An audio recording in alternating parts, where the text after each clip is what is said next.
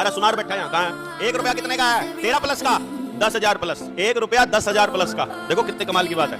भारत का 1 रुपया और बैंकों के 10,000 रुपए के नोट बराबर हैं। जब भारत को 100 रुपए अदा करने का वचन देता हूं, ये नोट नकली है, खड़े होकर बोल रहे हैं हम, इसीलिए नोट बंद कर रहे हैं ये।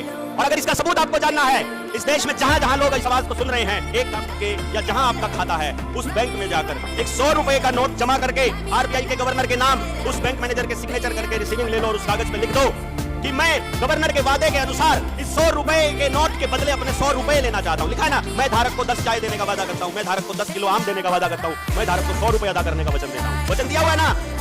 15 रुपए की एक मोहर किस हिसाब से लिखा जाता है? जब उनसे पूछा गया तो वो बताते हैं पेपर करेंसी एक्ट 1882 के हिसाब से लिखा जाता है, क्योंकि मोहर का यही स्टैंडर्ड है। 100 रुपए मांगने का अधिकार तो हमको होगा ना। अरे एक बार मांग तो लो। वो बोलेगा 100 रुपए के 1-1 रुपए के सिक्के दे दे, सिक्का लीगल टेंडर है। 1-1 रुपए के नोट दे दें, नोट लीगल टेंडर है। 10-10 रुपए के 10 नोट दे दें, लीगल टेंडर है। हमको लीगल टेंडर नहीं चाहिए, हमको क्या चाहिए? जिस चीज का वो टेंडर है, जिस चीज को वो लीगली रिप्रेजेंट करता है, मुझे वो चीज चाहिए। मांग नहीं सकते क्या? नेताजी ने मांगा था, इसीलिए युद्ध अपराधी बनाया था। नेताजी ने अपने रुपए को सोने के बराबर खड़ा किया था, इसीलिए पूरे देश में सोना मांगते हुए गए थे। आजाद हिंद नेशनल बैंक की स्थापना की तो उन्होंने कहा था ये कागज के नोट तुम्हारे को बर्बाद कर देंगे।